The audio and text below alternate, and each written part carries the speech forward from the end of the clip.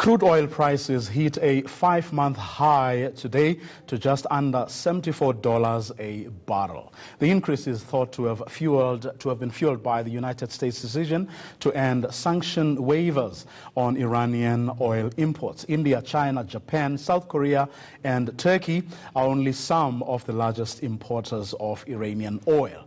The surge is good news for energy companies, but certainly not for South African consumers, who are likely to face another petrol price increase. Well, Econometrics chief economist Dr. Azar Jamin joins us now. Good evening, Dr. Jamin. Good evening. Thank you very much for your time. Oil prices up, bad news for the South African consumer, who has to pay more for many essentials. Without a doubt, it is unfortunately bad news for the consumer, because we were already facing an increase in early May next week of around 50 to 60 cents per litre. And what this has done is that it will result in that being closer to the 60, maybe even 70 cent per litre mark. And then next month, that's the beginning of June, if we carry on this way, we're headed for yet another 30, 40 cents per litre over and above that. Obviously, much will depend on what happens in May.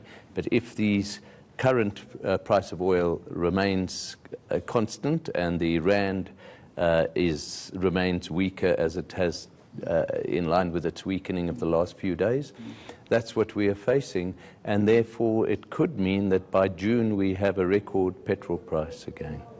Well, speaking of which, I mean, the rand taking a knock after showing a great deal of promise, you know, not good at all. It's not good, but one must bear in mind that it's not doing that badly after all. You know, especially in the run-up to general election, you could have seen it weakening a lot further.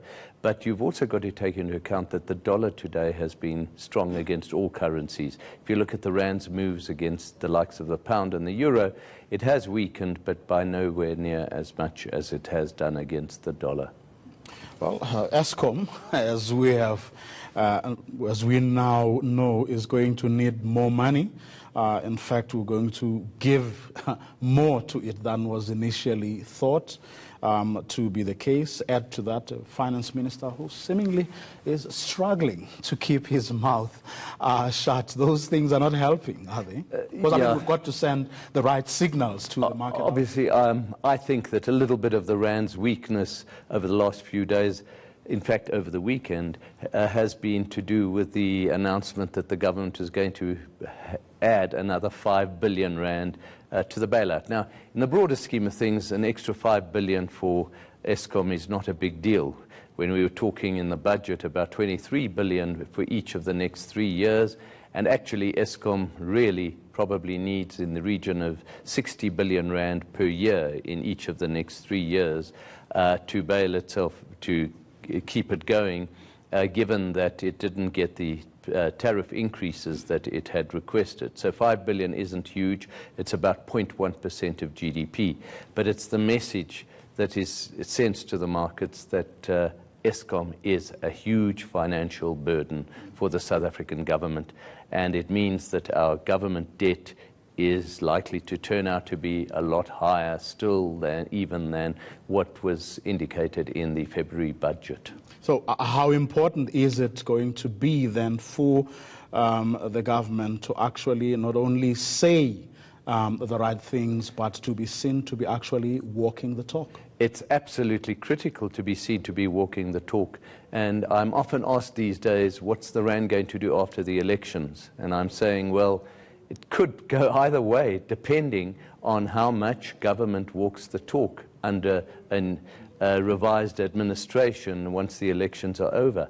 If the government comes to be seen to be really starting to implement what it says it's going to do, and some of the structural weaknesses, and really starting to bring those people to book who have been involved in corruption, and embarking upon major changes that see reconciliation between business and labor, and then the rand could do well. But on the other hand, if it's more of the same and a status quo and no big changes, the rand will start weakening significantly again.